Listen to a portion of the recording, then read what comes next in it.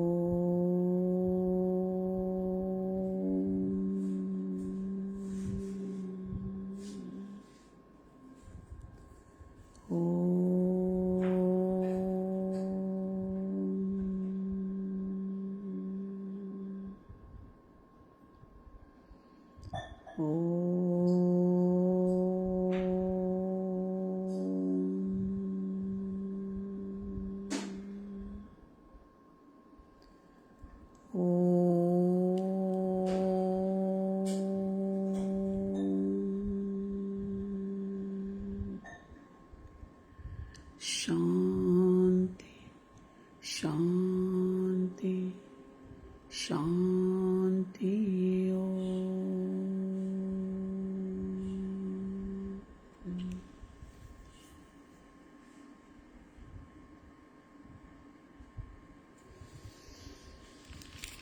और thank you बोलेंगे और उसके बाद आगे की चर्चा करेंगे हम लोग।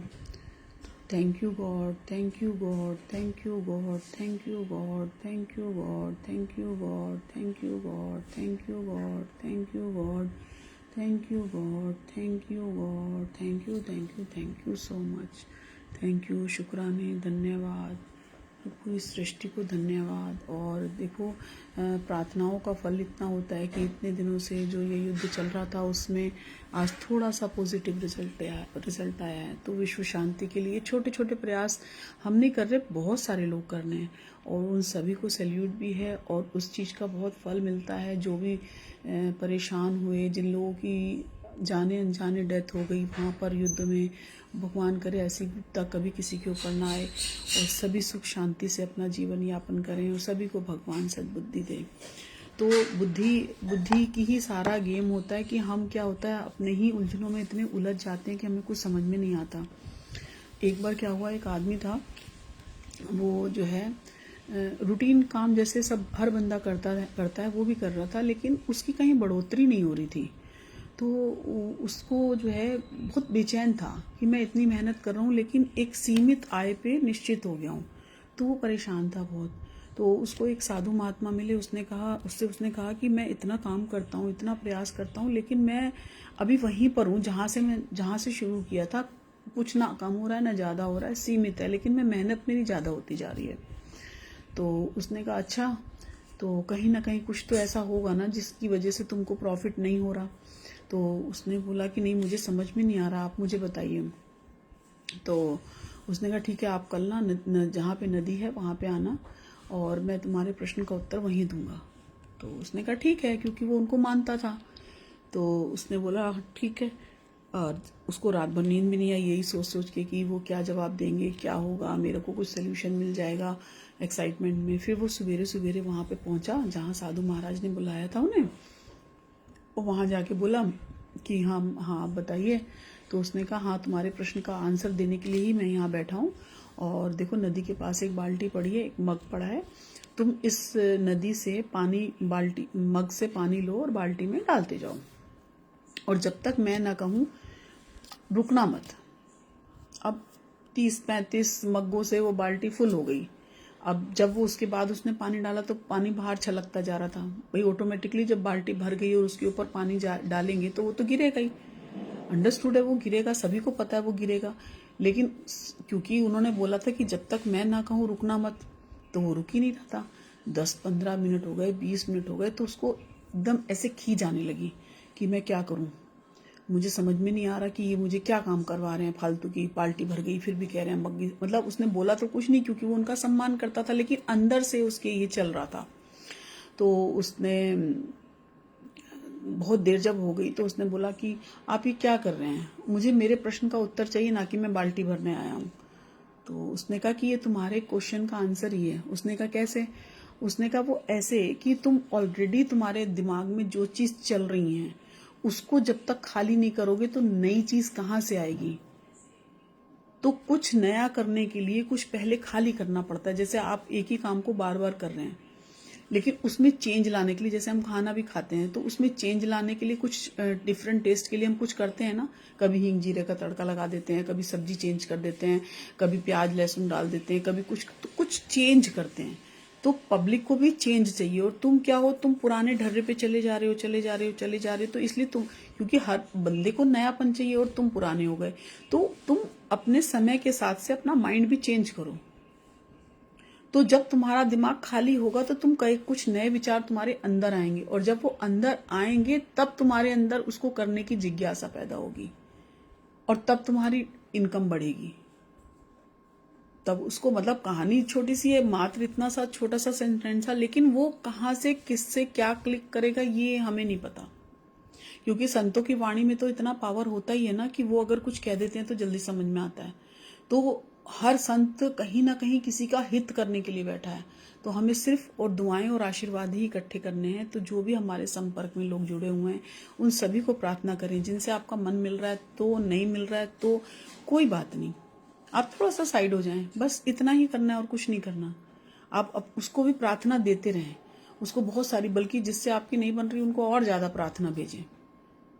आप देखो चमत्कार फिर होगा, पक्की बात है, होगा।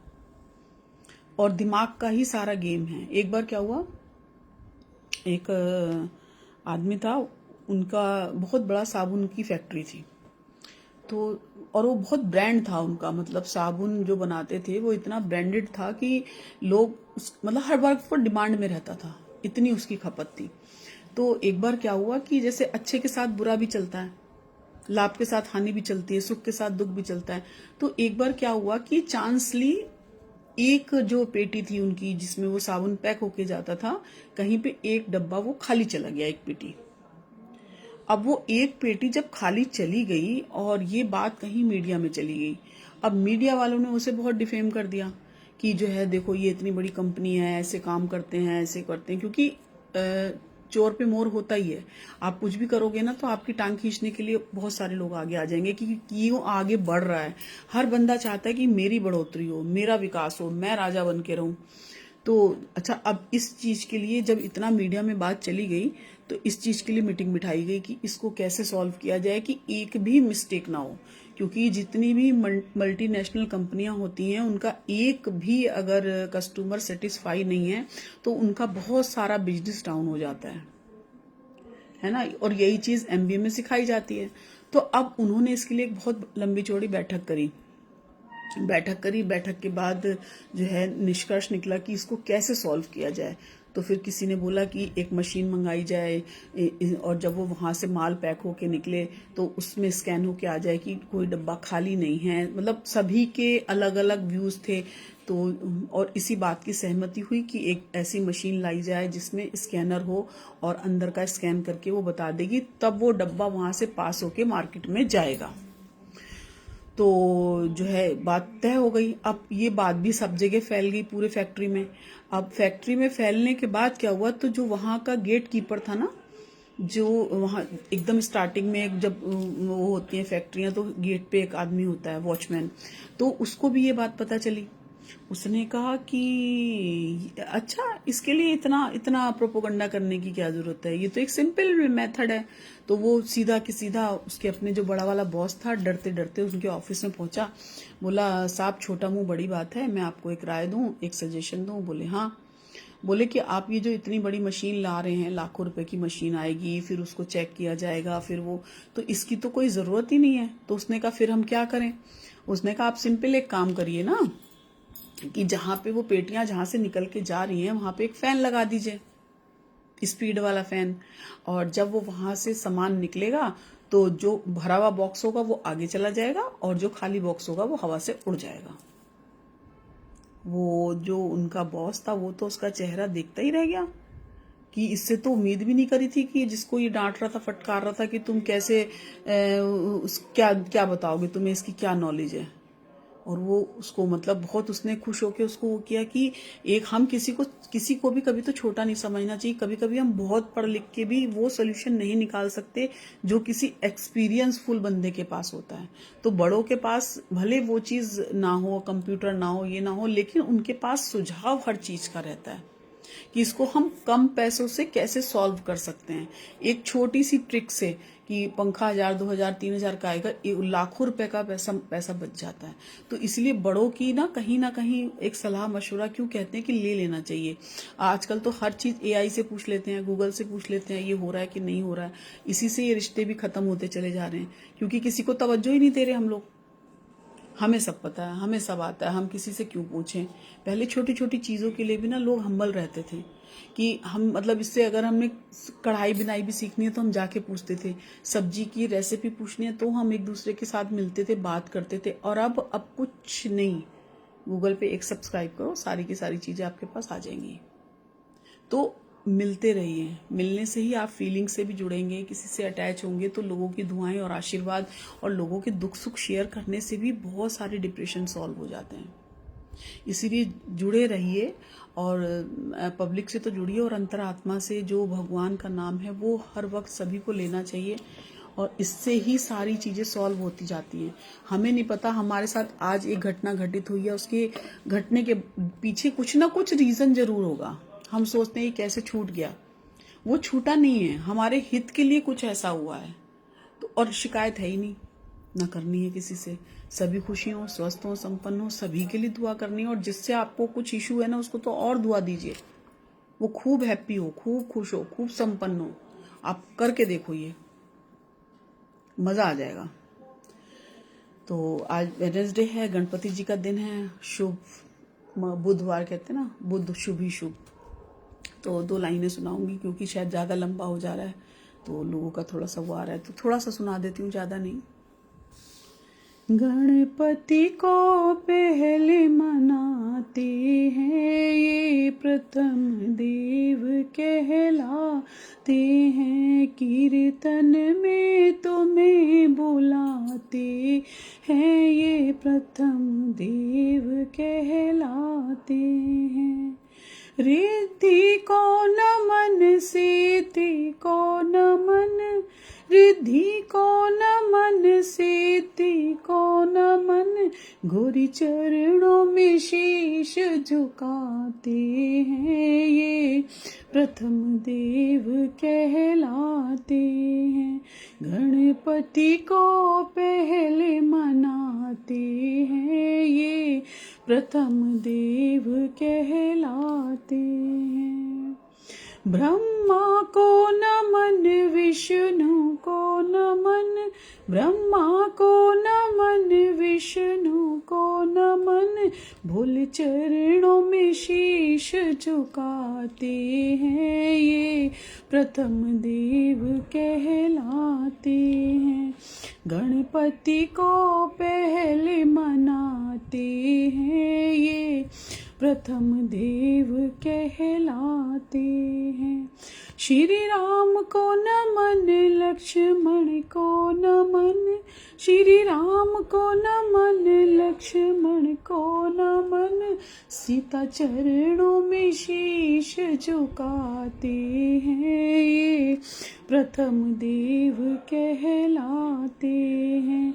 गणपति को पहले मनाते हैं, ये प्रथम देव कहलाते हैं। कृष्णा को नमन, दाऊ को नमन, कृष्णा को नमन, दाऊ को नमन, राधे चरणों में शीश झुकाते हैं, ये प्रथम देव कहलाते हैं। गणपति को पहले मनाते हैं, ये प्रथम देव कहलाते हैं।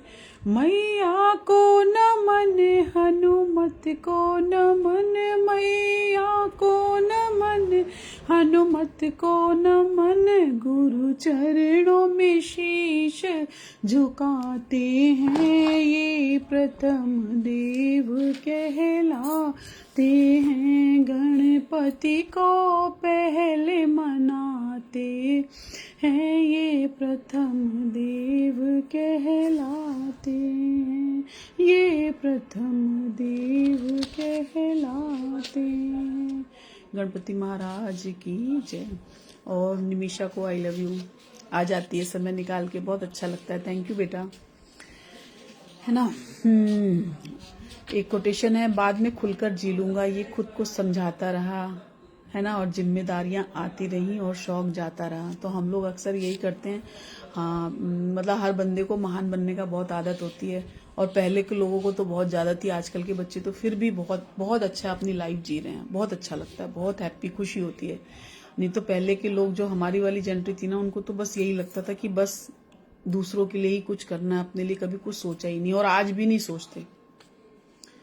पर यह है कि बच्चे अगर अच्छे हों, थैंक यू, सारे बच्चे हमारे तो बहुत ही अच्छे हैं, बहुत ही प्यार देने वाले हैं, और बिल्कुल फ्रीडम दे रखी है हमें तो कि हाँ, आपको जो करना है आप कीजिए। कितना कठिन है ना स्वयं की आंखों में आंसू होते हुए भी किसी को दर्शाना ना, मतलब बहुत कठिन होता है। लेकिन कभी कभी हम लोग क्या करते हैं ना, कि किसी को देखते हैं और मन द्रवित हो जाता है। वैसे तो ये कोमलता बहुत अच्छी चीज़ है, लेकिन कभी कभी ना इतने ढोंगी लोग होते हैं ना, और किसी का नाम लेना ठीक नहीं है, लेकिन ऐसे ऐसे आंसू छलकाते हैं। लेकिन चलो कोई बात नहीं, हमें उनसे कोई लेना देना नहीं है। हमें अपनी तरफ से बस करुणा रखनी है और उन्हें प्रेम देना है। उम्मीद कम रखिए, अक्सर पसंदीदा लोग ही तकलीफ दे जाते हैं। इसीलिए किसी से उम्मीद ना रखें। हम जिसको सोचते हैं ना कि ये हमें कभी कष्ट नहीं देगा, वही सबसे ज़्यादा कष्ट दे के जाता है।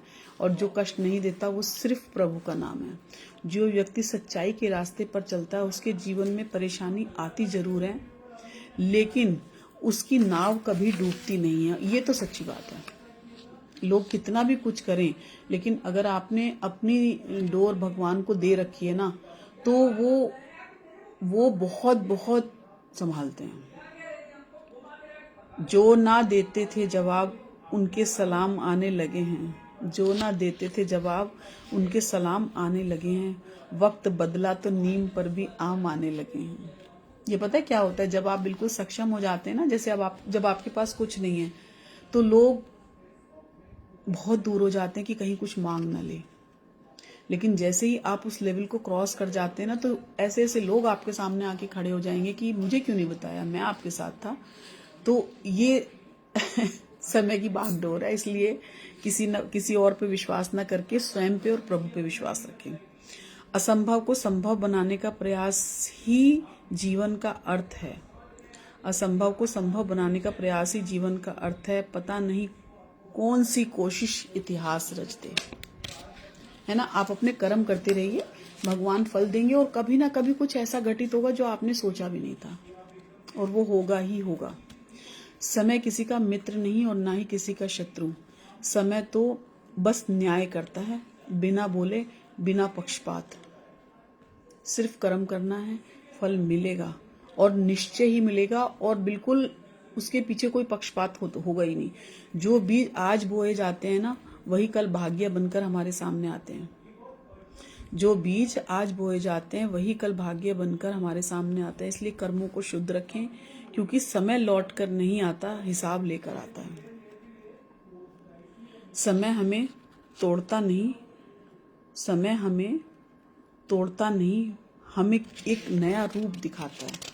कि समय से हमें सीखने को बहुत कुछ मिलता है।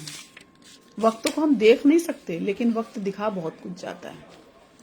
जिंदगी में समस्या देने वाले की हस्ती कितनी ही बड़ी क्यों ना हो, भगवान की कृपा दृष्टि से बड़ी नहीं हो सकती, है ना। और 3 चीजें जो मैं बार बार बोलती हूँ, दुआएं और आशीर्वाद इकट्ठी करनी है। शुक्राना, मुस्कुराना और किसी का दिल न दुखाना। ये 3 रास्ते ऐसे हैं सुखी जीवन के। ध्यान बस इतना रहे कि ध्यान में बस भगवान रहें, और हर पल उन्हीं को अपने दुख सुख सुनाइए। सब लोग नमक मिर्च लगा के आपका यूज करेंगे, इसीलिए सिर्फ और सिर्फ उन्हीं को अपना मित्र बनाइए, उन्हीं से डिस्कस करिए, उन्हीं के सामने बैठ के रोइए। ये जो अनुभव है ना, ये धीरे धीरे धीरे धीरे परिपक्व हो जाएगा। जिनका नहीं हुआ उनका भी हो जाएगा। लेकिन एक नाम में इतनी शक्ति है ना, कि वो आपको कहीं और भटकने ही नहीं देगा। वो आपको अच्छे लोगों के संपर्क में रखेगा, अच्छा सानिध्य देगा। अच्छे, पता है, आपके पास जो डिसीजंस है ना, वो आपके माइंड में ऑटोमेटिकली आते रहेंगे, आपको कहीं जाना नहीं पड़ेगा। वाल्मीकि बिल्कुल अनपढ़ थे, उन्होंने मरा मरा कह के इतनी बड़ी रचना रच दी, रामायण लिख के। आप सोचो, उनको कुछ नहीं आता था। तुलसीदास जी, वो पढ़े लिखे नहीं थे, उन्होंने इतने बड़े ग्रंथ लिख दिए। सूरदास जी, जिनको दिखता नहीं था, उन्होंने कृष्ण की ऐसी ऐसी लीलाएं रच दी, सिर्फ विश्वास और नाम के बल पर। तो विश्वास रखिए, नाम लेते रहिए। और ये जो विश्व युद्ध चल रहे हैं, इसमें भी थोड़ा सा विराम आया, तो thank you god, thank you thank you thank you. और सभी लोग खुश हों, स्वस्थ हों, संपन्न हों, आनंद हों, और खूब खूब खूब शांति हो। सभी लोगों का जुड़ने के लिए बहुत बहुत धन्यवाद। आई लव यू सभी को। जय श्री राम, जय श्री राम, जय श्री राम।